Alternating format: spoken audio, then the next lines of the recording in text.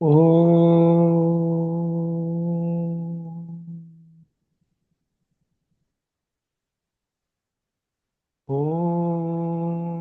सहना भवतु सहनौ भुनक्तु सह वीर्यं करवावहै तेजस्विनावतीतमस्तु मा विद्विषावहै।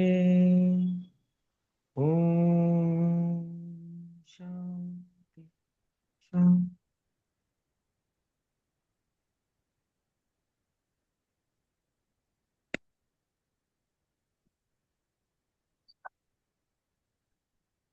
भगवद्गीता हा ग्रंथ तत्त्वम असी, तत् ते ब्रह्म आणि त्वम माझ्यामध्ये असलेलं आत्मतत्व, त्या ब्रह्माचं रूप, त्या ब्रह्माचा अंश, हे दोन्ही एकच आहे.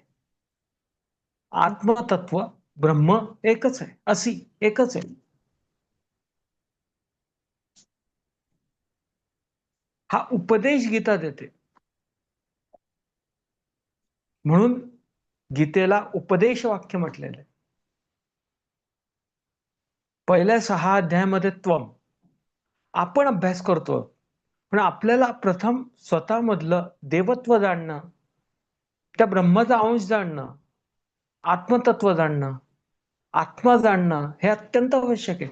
नावं वेगळी वेगळी आहेत. देवाचा अंश, आत्मतत्व, जीवात्मा, ब्रह्म, नावं वेगळी वेगळी आहेत, पण संकल्पना एकच आहे, देव ब्रह्म. प्रथम ते जाणा. पहिल्या 6 अध्यायामध्ये ते दिलेलं आहे. तुमच्यामधील त्वम कसं जाणार. 6वा अध्याय ध्यान योग, जे एकच मंत्र, त्याला अक्षर ब्रह्म म्हणतात. उदाहरणार्थ ओम हा मंत्र आहे. ओम या मंत्रावरती ध्यान करून तुम्ही स्वतःचं अंतस्थ आत्मतत्व जाणा. मोक्ष संन्यास योग हा 18वा अध्याय. ध्यान योग 6वा अध्याय. ध्यान योगामध्ये तुम्ही स्वतःचं अंतस्थ आत्मतत्व जाणता. आणि नंतर 7वा अध्यायापासून 12वा अध्यायापर्यंत तत् ब्रह्माचं स्थिती स्पष्ट केलेली आहे. ते ब्रह्म स्पष्ट केलेलं आहे. आणि शेवटचं कर्मसन्यास योग या 18व्या अध्यायामध्ये तत् आणि त्वम हे एकच आहे हे स्पष्ट केलेलं आहे. ज्ञानयोग हा 2रा अध्याय गीतेचा. स्वतः मधील आणि जगातील ब्रह्म जाणण्यासाठी, ज्ञान प्राप्त करण्यासाठी, ब्रह्माचे ज्ञान प्राप्त करण्यासाठी, ब्रह्मज्ञान प्राप्त करण्यासाठीची रूपरेषा देतो. आणि 18वा अध्याय हे संपूर्ण ज्ञानाचा सारांश आहे. थोडक्यात एक कॅप्सूल आहे. ती कॅप्सूल तुम्ही ग्रहण केली, तुम्हाला ब्रह्म कळेल. संपूर्ण भगवद्गीतेचं सार 18व्या अध्यायात आहे. मोक्ष कर्म संन्यास योग. कर्म करत असताना संन्यासीपणा, अलिप्तपणा आणि मोक्ष प्राप्त.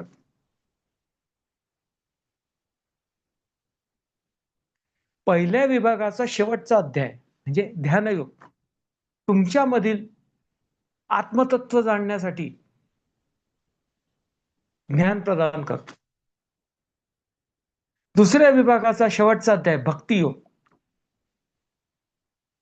तुमच्यामधील आत्मतत्व, आत्मा आणि ब्रह्म या दोघांचं ज्ञान तुम्हाला मिळालेलं आहे, पण ते तुमच्यामध्ये पूर्णतः बसलेलं नाही. ते तुमच्यामध्ये तुम्हाला दर्शन झालेलं आहे. 11व्या अध्यायामध्ये विश्वरूप दर्शन योग जो आपण आता पाहणार आहोत, त्यामध्ये भगवंत विश्वरूपाचं दर्शन देतात. पण ते दर्शन अर्जुन पाहू शकतो, आपल्यासारखा सामान्य मनुष्य पाहू शकतो, पण फार काळ स्वतःमध्ये बिंबवून घेऊ शकत नाही, राखू शकत नाही. का? जगातील वासना, इच्छा या जगाच्या आकर्षणांमध्ये गुंततो आणि त्या ब्रह्माचं, त्या देवाचं दर्शन आपण विसरतो. त्याच्यासाठी 12वा अध्याय दिला, भक्तियोग. त्याचं दर्शन, त्याची प्राप्त झालेली जाण, प्रज्ञानम ब्रह्म, ही प्राप्त झालेली जाण स्वतःमध्ये सदैव कायम राखणे, यासाठी भक्तियोग दिलेला आहे. भक्त कोण? जो त्या परमात्मा परमेश्वराची जाण स्वतःमध्ये सदैव कायम राखतो. तो पांडुरंग ज्याच्यामध्ये सदैव आहे, त्याला दुसरीकडे जाण्याची गरज काय? तोच पांडुरंग आहे, तोच देव आहे.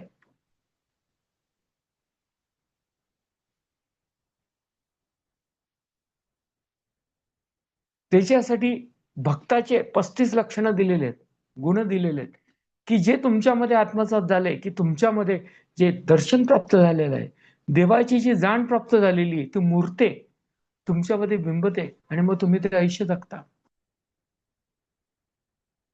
असं आयुष्य जगत 13वा अध्यायापासून 18वा अध्यायापर्यंत जेव्हा तुम्ही सत्य जाणण्याचा प्रयत्न करता, ते ब्रह्म आणि तुमच्यामध्ये असलेलं आत्मतत्व, त्या ब्रह्माचा अंश हे एकच आहे, हे तुम्हाला शेवटी लक्षात येतं.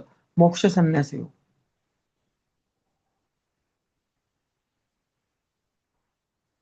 अशा प्रकारे भगवंतांनी तुम्ही आहात तिथे, त्या ठिकाणापासून अर्जुन अर्जुन विषाद योग या पहिल्या अध्यायामध्ये तो आहे त्याची स्थिती वर्णन केलेली आहे.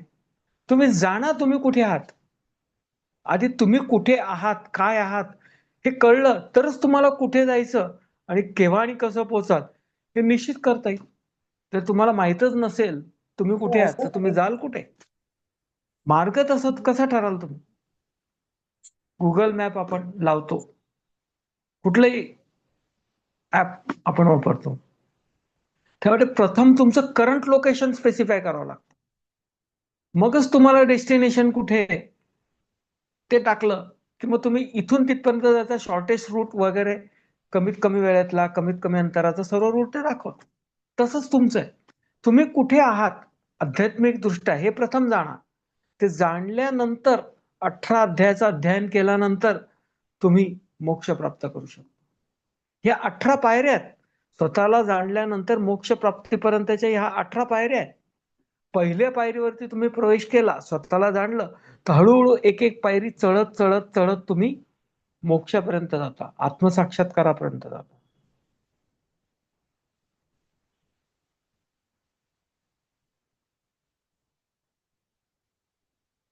10व्या अध्यायामध्ये भगवंतांनी विभूती योग म्हणजे मी कुठे कुठे या जगामध्ये व्यक्त स्वरूपात आहे हे स्पष्ट केलं.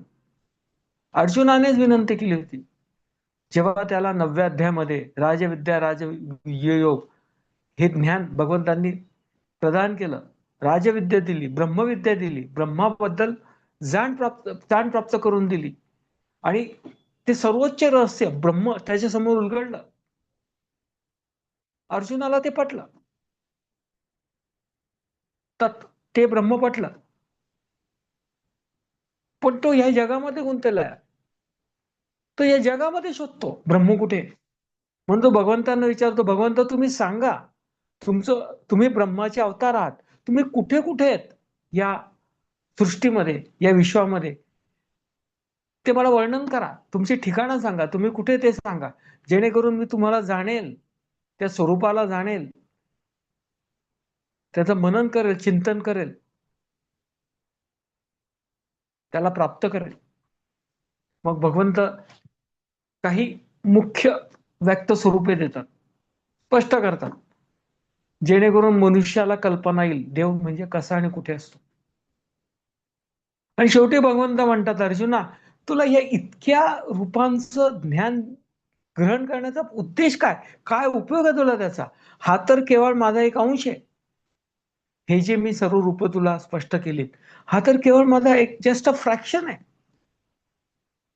फ्रॅक्शन वरनं तुला संपूर्णची कल्पना कशी येईल? थोडक्यात अर्जुनाच्या अल्पबुद्धीची जाण त्याला करून देतात. अर्जुनाला जरी वाटलं मला ब्रह्मज्ञान प्राप्त झालं, तरी ब्रह्म कुठे आहे त्याला माहितच नाही ना. तो जगातच शोधतो. भगवान सांगतात, अरे बाबा तो जगात नाही, तो तुझ्यातच आहे, तो सर्वत्र आहे. दृष्टी पलीकडील सृष्टी ब्रह्मज्ञानाने पाहण्याचा प्रयत्न करणे.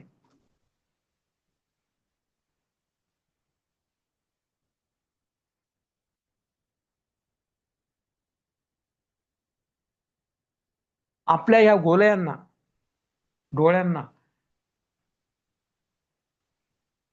व्यक्त जग दिसतं, पण हे व्यक्त जग म्हणजे ब्रह्म नाही. ब्रह्माचं स्वरूप आहे, ब्रह्माचं रूप आहे, पण ब्रह्म नाही. ते तुम्ही पाहू शकता 10व्या अध्यायातलं ज्ञान प्राप्त करून. पण हे विश्व ज्याच्यावर आधारित आहे ते ब्रह्म तुम्हाला दिसत नाही. ब्रह्माचं व्यक्त रूप दिसतं. त्याच्यासाठी भगवंतांनी 11वा अध्याय दिलाय. अर्जुनाला कळतं हे कधी शिकणार, कधी करणार, त्यापेक्षा तो भगवंतांना विनंती करतो, भगवंता तुम्ही मला एका रूपामध्ये दर्शन द्या, जेणेकरून मी ते एकच पाहिजे, त्याचीच भक्ती करेल, मनन करेल, चिंतन करेल आणि मोक्ष प्राप्त करेल. म्हणून भगवंत अर्जुनाची विनंती मान्य करतात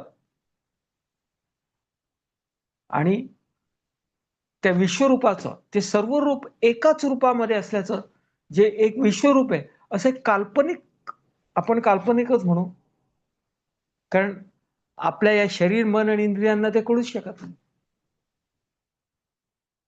तरी ते व्यक्त कसं करायचं, ग्रंथामध्ये मांडायचं कसं, म्हणून हे विश्वरूप भगवंतांनी मांडायचा प्रयत्न केला. सर्व व्यक्त रूप त्याच्यामध्ये आहेत, व्यक्त अव्यक्त सर्व आहेत. जे काही मनुष्याला कळू शकतील, जे काही मानवतेला ज्ञात आहेत, ते सर्व स्वरूपे त्या विश्वरूपामध्ये आहेत. थोडक्यात ब्रह्म सर्वत्रच आहे हे भगवंतांनी स्पष्ट करण्याचा प्रयत्न केलेला आहे. पण ब्रह्म शब्दात व्यक्त करू शकत नाही. ब्रह्म तुम्ही जाणू शकत नाही, ब्रह्म तुम्ही पाहू शकत नाही, ऐकू शकत नाही, त्याला स्पर्श करू शकत नाही. केवळ तुम्ही ब्रह्म बनू शकता.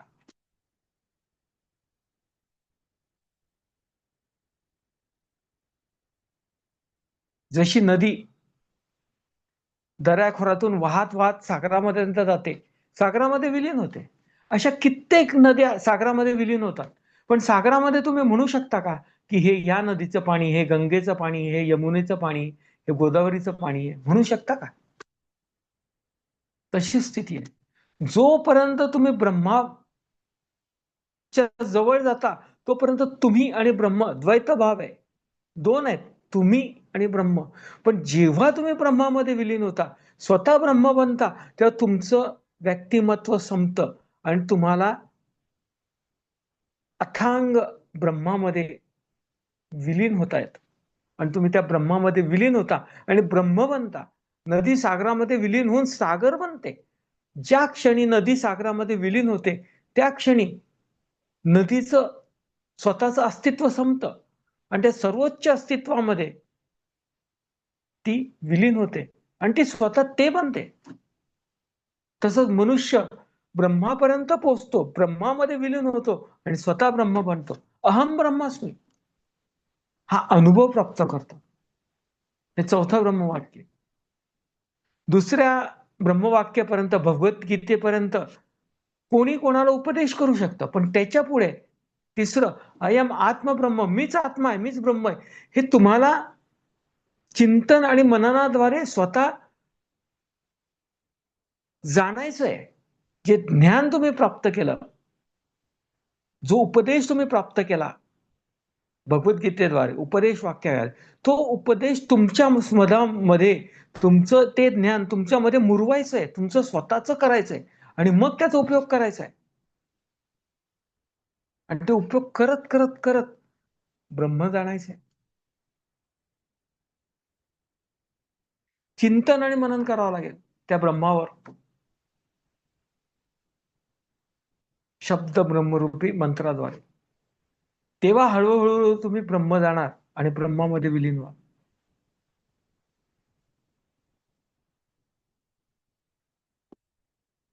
अर्जुन हा मनुष्य अवतार होता, पंचमहाभूतांचा बनलेला आहे, स्थूल, सूक्ष्म आणि कारण शरीरांचा बनलेला आहे, वासनांचा बनलेला.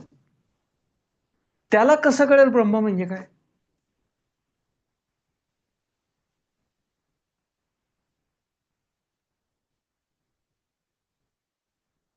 भगवद्गीता सुद्धा मनुष्याला ब्रह्मापर्यंत नेऊन पोचू शकते.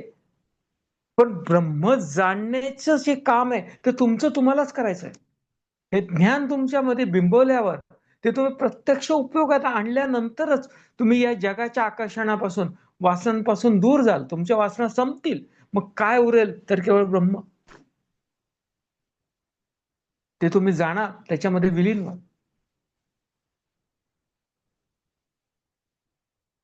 भगवंतांनी या 11व्या अध्यायात विश्वरूप दर्शन योग यामध्ये हे संपूर्ण जग, अशी कित्येक जगते, कित्येक ब्रह्मांड एकाच रूपामध्ये स्पष्ट केलेले आहेत.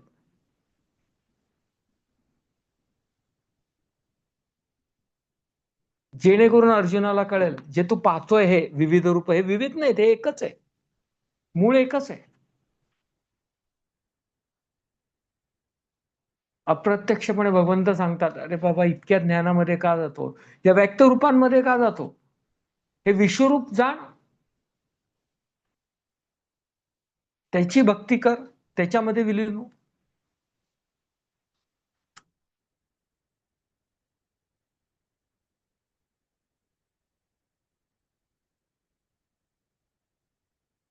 अर्जुनाने विनंती केल्यावर भगवंत त्याला विश्वरूप व्यक्त करतात. भगवंत अर्जुनाला सांगतात, अर्जुना तुझ्या या गोलया या दृष्टीने, या भौतिक दृष्टीने माझं दर्शन होणार नाही. मग अर्जुन भगवंताने विनंती करतो, भगवंता तुम्हाला जर असं वाटत असेल, आतापर्यंत तुम्ही जे ज्ञान दिलेलं आहे ते मला प्राप्त झालं, मी ते जाणलं, तुम्हाला जर माझी पात्रता वाटत असेल या ज्ञानामुळे जे प्राप्त झालेली ती, तर मला विश्वरूपाचं दर्शन द्या. भगवंतांना इथे योगेश्वर म्हटलेलं आहे. योगाचा ईश्वर. योग म्हणजे तुम्ही आहात तिथून ब्रह्मापर्यंत पोहोचण्याचा मार्ग, त्याचा ईश्वर म्हणजे त्याच्यावर तुम्ही, भगवंतांनी वर्चस्व प्राप्त केलेलं आहे आणि ब्रह्म बनलेलं आहे, म्हणून त्यांना योगेश्वर म्हटलेलं आहे. सर्वोच्च योगी, सर्वोत्कृष्ट योगी, ब्रह्म जाणणारे आणि ब्रह्मामध्ये विलीन झालेले ब्रह्मावतार. अर्जुन भगवंतांचं ब्रह्मावतार जाणतो, पण जाणलं तरी फार काळची जाण स्वतःमध्ये राखू शकत नाही. का? कारण त्याची इच्छा आहे विश्वरूप दर्शन घेण्याची, विश्वरूपाचं दर्शन घेण्याची. पात्रता कुठे आहे? म्हणून तो भगवंतांना विनंती करतो, भगवंता तुम्हाला जर वाटत असेल की मी पात्र आहे तर मला विश्वरूप दर्शन द्या. तुमच्या विश्वरूपाचं दर्शन भगवंतांना अर्जुन पात्र वाटतो का? कारण इतके अध्यायांमध्ये दिलेलं ज्ञान त्याने प्राप्त केलेलं आहे, त्याला कळलेलं आहे देव म्हणजे काय. पण भगवंत त्याची इच्छा पूर्ण करावी म्हणून विश्वरूपामध्ये दर्शन देतात. ते विश्वरूप इतकं महाभयंकर आणि अकराळ विकराळ होतं.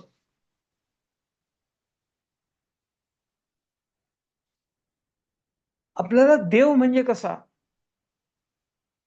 सुंदर, आकर्षक असं पाण्याची सवय आहे.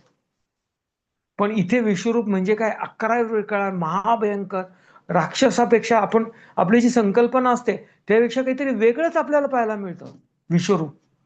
पण अर्जुन भयभीत होता, रे हे काय आहे?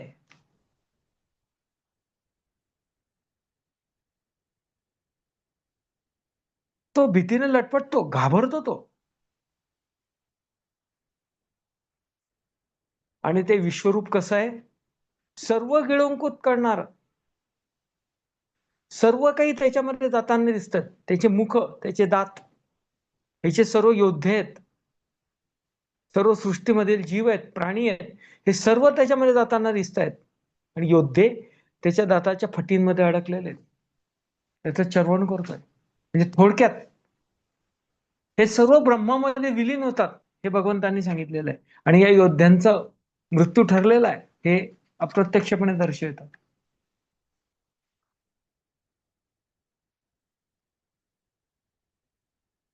आपल्याला राक्षस, महाभयंकर राक्षस जे काही आपण आतापर्यंत जाणलेलं आहे, त्याचा कितीतरी आपण प्रयत्न केला आपल्या समोर प्रतीक किंवा एखादी मूर्त स्वरूप आणण्याचा, तर ते सुद्धा याच्या समोर कमी पडतं.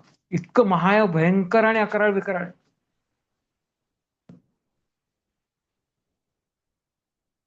अर्जुनाच्या अपेक्षेच्या 100% चूक उलट. अर्जुनाला ते डायजेस्ट होत नाही, कारण सर्व काही त्याच्यामध्ये जात. भगवंत म्हणतात, मी या सर्व जगाचा नाश करणार आहे, मी विनाशकारी आहे, हे सर्व माझ्यामध्ये येत आहेत, मी यांना गिळंकृत करत आहे. असं एक एक भगवंतांच्या मुखाचं, डोळ्यांचं सर्व वर्णन या अध्यायामध्ये केलेलं आहे. हे प्रतिकात्मक आहे. प्रत्येक वर्णनाला भगवंताची आभूषणे, भगवंतांच्या गळ्यातील हार, भगवंतांचे वस्त्र, मुकुट, जे काही आहे त्या प्रत्येकाचं काही ना काही सिग्निफिकन्स आहे. तो सिग्निफिकन्स भगवंतांनी या अध्यायामध्ये स्पष्ट केलेला आहे. त्याचा मतितार्थ आहे, तो तुम्ही जाणा.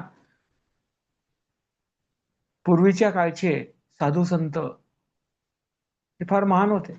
त्यांना देव कळला होता, त्यांनी देव जाणला होता, ते आत्मसाक्षात्कारी होते. म्हणून त्यांना जो अनुभव प्राप्त झाला तो शब्दांद्वारे मांडण्याचा प्रयत्न केलाय, आणि शब्दांद्वारे ते स्वरूप तुमच्या समोर उभं करण्याचा प्रयत्न केलेला आहे.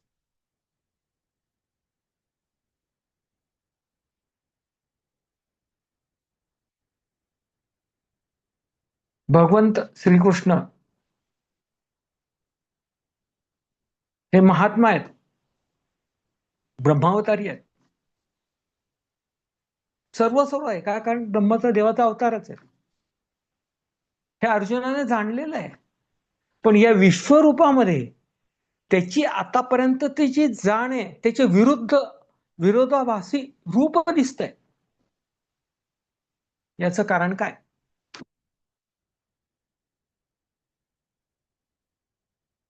आतापर्यंत देव म्हटल्यावर भगवंतांचं रूप कसं गोंडस, विष्णूचं रूप कसं आकर्षक, देवाचं रूप आकर्षक असं आपण पाहिलेलं आहे.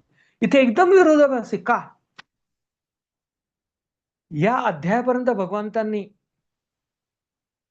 दोन गोष्टी स्पष्ट केलेल्या आहेत. सृष्टीचा उगम आणि सृष्टीचं पालन पोषण,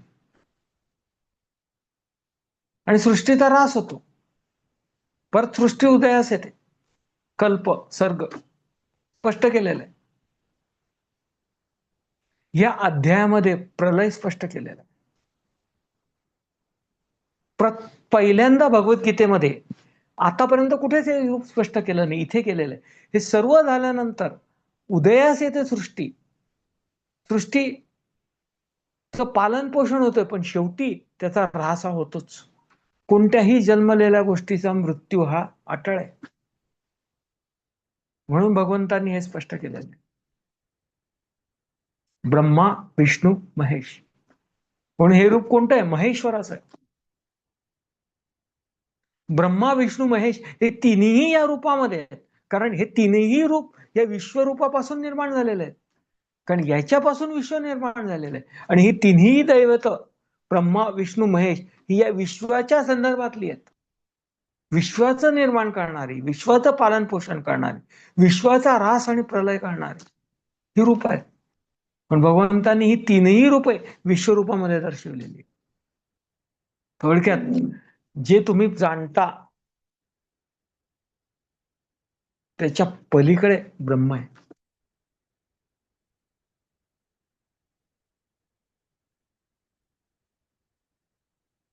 अर्जुन हे रूप पाहतो, पण फार काळ स्वतःमध्ये ठेवू शकत नाही, घाबरतो. कारण भगवंतांनी दिलेल्या दिव्य दृष्टीमुळे त्याला हे रूप दिसतं, त्याची लायकी नाही आहे. पण केवळ भक्त म्हणून भगवंतांनी काही काळ त्याला दिव्य दृष्टी दिली म्हणून तो विश्वरूपाचं दर्शन घेऊ शकतो. इतर कोणालाही होत नाही, कोणालाहीच कळत नाही. हे कुठे आहे घडलेला घटना आहे, कुरुक्षेत्रावर भगवंत अर्जुनाला भगवद्गीता देतात, त्याच्यामधला प्रसंग आहे. पण केवळ अर्जुनाला सोडून हे विश्वरूपाचं दर्शन त्या कुरुक्षेत्रातील कोणालाच झालं नाही.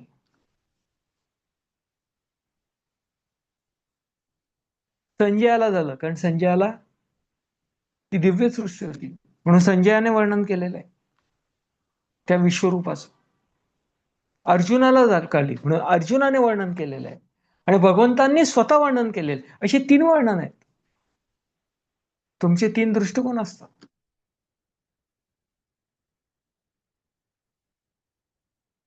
अर्जुनाने वर्णन केलंय म्हणजे काय? मी पाहिलेला देव, माझं ज्ञान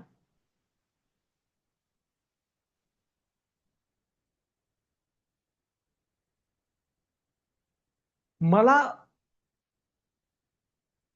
जी कळलेलं ते अर्जुनाने वर्णन केलंय विश्वरूपाचं. नंतर संजयाने म्हणजे थर्ड पर्सन, संजय दोन्ही पाहू शकतो, देवाला सुद्धा अर्जुनाला सुद्धा. म्हणजे त्याचं इम्पार्शली थर्ड पर्सन म्हणून केलेलं वर्णन हे संजयाचं आहे. आणि भगवंत स्वतः ते रूप आहेत, त्यांनी स्वतःचं वर्णन केलेलं आहे. भगवंत first party, Sanjay second party आणि अर्जुन थर्ड पार्टी.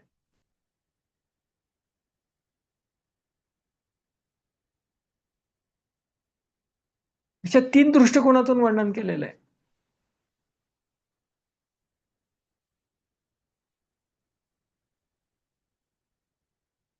फार अवघड आहे हा अध्याय. ह्या अध्यायामधले बरेचसे श्लोक हे उपनिषदामधून सरळ घेतलेले आहे, कारण या अध्यायामध्ये त्या ब्रह्माचं सरळ वर्णन केलेलं आहे, देवाचं वर्णन केलेलं आहे. आणि देवाचं वर्णन जसं उपनिषदांमध्ये तसं कुठेच नाही. समजायला अत्यंत अवघड, तेवढं तुम्हाला पूर्ण एकाग्रता करून अभ्यास करून जाणायला पाहिजे. असं 15-20 मिनिटाच्या अर्ध्या तासाच्या प्रवचनामध्ये शक्य नाही. पण त्याची जाण निर्माण करणे हाच केवळ हेतू. भगवंतांनी या अध्यायामध्ये त्या विश्वरूपाची जाण निर्माण केली. थोडक्यात तुम्हाला जर कळलं तुम्हाला काय जाणायचंय, तर तुम्ही त्याच्या मागे लागून तिथपर्यंत पोहोचू शकता. म्हणून भगवंतांनी विश्वरूपाचं दर्शन दिलेलं आहे अर्जुनाला, जेणेकरून अर्जुनाला त्याचं ध्येय ते पूर्ण कळेल, कुठे पोचायचं हे कळेल, आणि मग शेवटी तो तिथपर्यंत पोहोचेल.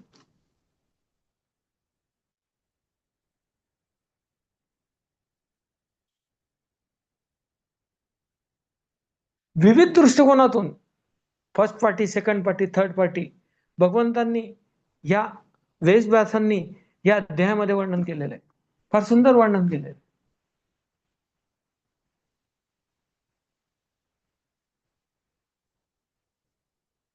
शेवटी अर्जुन म्हणतो, भगवंता मला हे दर्शन पावत नाही. खूप घाबरलेला आहे. तुम्ही पूर्वीच्याच मूळ सौम्य रूपामध्ये, चतुर्भुज रूपामध्ये या.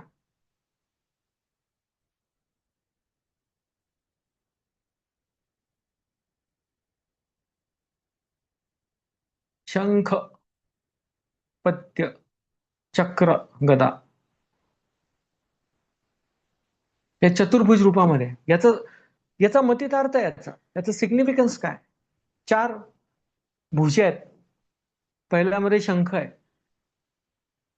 शंख काय करतो?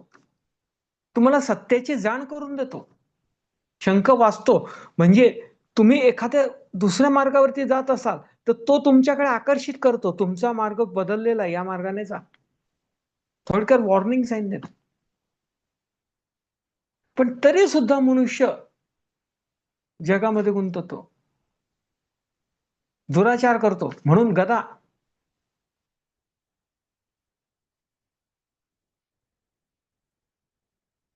काही ना काही अडथळे येतात, ठेच लागते. इनडायरेक्टली तुम्हाला कळतं की अरे मी करतो ते चुकीचं आहे, तुम्ही पुढे जायचा प्रयत्न करतो, अजून एखादा अडथळा येतो, शासन केलं जातं, ऍक्सिडेंट घडतात. पण तरी सुद्धा तुम्ही जर पुढेच त्या मार्गाने गेलात तर चक्र, चक्र तुम्हाला संपवतो. You will be punished by your own actions, not by somebody else.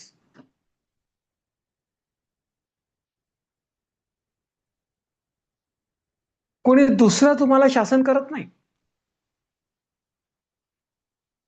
शंख ऐकूनही तुम्ही कर्म करतच राहता. शासन होऊनही, वॉर्निंग मिळूनही तुम्ही काही ऐकत नाही, तरी गुंतत राहता. अशा तुमच्या कर्मांनीच तुमचा सर्वनाश होतो. चक्र बाहेरचं कोणी येऊन तुमचा सर्वनाश करणार नाही. तुम्ही स्वतःच्या कर्माने स्वतःचा नाश करून घ्या. बघा, तुम्ही जे काही कमावलेलं असतं, जे काही तुम्हाला प्राप्त झालेलं असतं, स्वतःच्याच मूर्खपणाने घालवता. कोणी बाहेरचा येऊन घेऊन जात नाही. Nothing like that happens.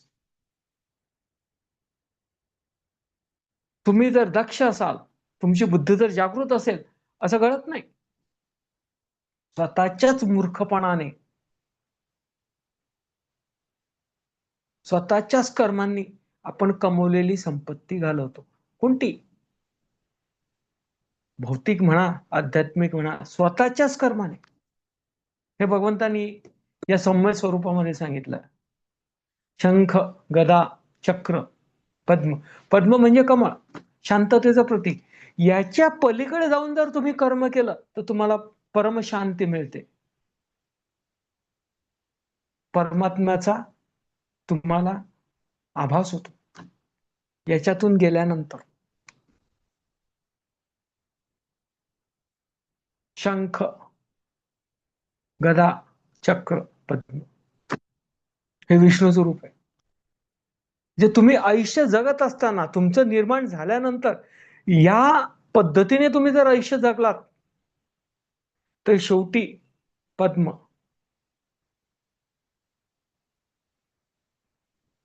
Paramshanti प्राप्त होते. हे त्या स्वरूपाचं मतितार्थ आहे. अर्जुन भगवंतांना सांगतो, भगवंता तुम्ही त्या स्वरूपामध्ये मला दर्शन द्या. कारण अर्जुनाला हे स्वरूप पाहवत नाही. मग या अध्यायाच्या शेवटी भगवंतांनी देवापर्यंत पोहोचण्याचा मार्ग स्पष्ट केलेला आहे. यज्ञ, दान, तप. मनुष्य कर्म सोडू शकत नाही. कर्म करावंच लागतील, कारण त्याला वासना आहेतच. म्हणून यज्ञ, दान, तप हे कर्म करा. यज्ञ कर्म म्हणजे सेवा कर्म. सर्व अदर्स मी, माझ्यासाठी, माझे म्हणून करू नका. दुसऱ्याला काहीतरी मदत होईल, उपयोग होईल याची जाण ठेवून शेअर युअर रिसोर्सेस. केवळ सेवा कर्म करा, निस्वार्थ कर्म करा. अहंकार केंद्रित आयुष्य जगू नका. त्याला यज्ञ म्हटलेलं आहे. तप हे तुम्ही शारीरिक स्तरावर करा.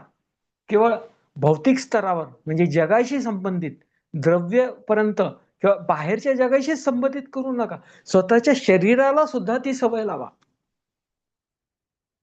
ते सत्य, ते ब्रह्म जाणलेलं आहे, ते तुमच्या संपूर्ण शरीराद्वारे व्यक्त व्हायला पाहिजे. इतकी तुमची भक्ती पाहिजे, तपश्चर्या पाहिजे. शरीराची तुमचं म्हणजे दशेंद्रिय परफेक्टली अलाइन पाहिजे तुमच्या ध्येयाशी. त्याला तप म्हटलेलं आहे. पण शरीरापासूनच तुम्हाला हे ज्ञान सर्व प्राप्त होणार आहे. सेवा कर्म करा, शरीर नियंत्रित करा, आत्मसंयमन प्राप्त करा. आणि हे प्राप्त झाल्यावर तुम्ही स्वतःला ओळखाल आणि मग काय तुम्ही दान धर्म कराल. You will be a giver. तुम्हाला स्वतःमधलं ब्रह्म कळलेलं आहे तपस्येने, पण तेच ब्रह्म सर्व जगामध्ये आहे याची तुम्ही अॅक्नॉलेजमेंट करा. त्याला दान धर्म म्हणतात. हे तुम्ही जाणाल आणि तसं आयुष्य जगाल. तुम्हीच केवळ देव नाहीये, तुमचा शेजारी सुद्धा देव आहे, सर्वच देव आहे. शत्रू सुद्धा देव आहे, मित्र सुद्धा देव आहे, आप्तेष्ट सुद्धा देव आहे, सर्वच देव आहे. आणि तोच देव त्यांच्यामध्ये जो तुमच्यामध्ये, हे सत्य जाणा.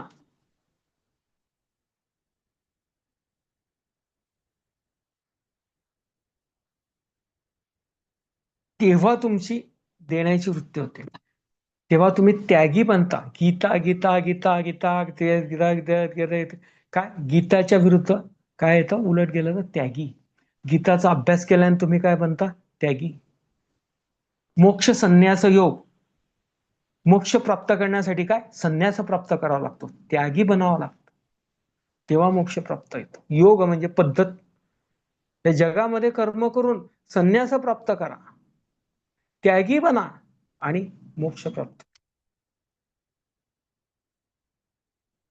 आणि तुम्हाला जे दर्शन प्राप्त झालेलं आहे, तुम्हाला जे सत्य कळलेलं आहे, तुम्हाला जे ब्रह्म तुम्ही जाणलेलं आहे, त्याची जाण तुमच्यामध्ये सदैव राहील.